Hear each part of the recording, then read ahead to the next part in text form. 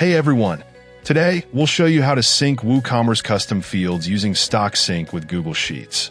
WooCommerce custom fields are powerful tools to showcase extra details of your products. So let's begin. To get started, make sure you've activated the Stock Sync with Google Sheets Ultimate version.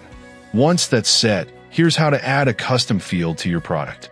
Click Edit under the product where you want to add the field.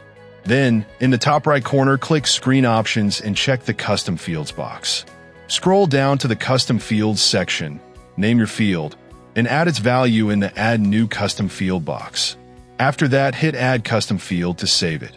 Once done, click Update on the product to save everything. Now, head over to Stock Sync with Google Sheets and open Settings.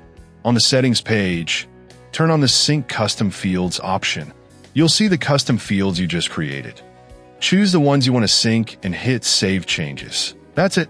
Your custom fields will now sync bidirectionally between WooCommerce and Google Sheets.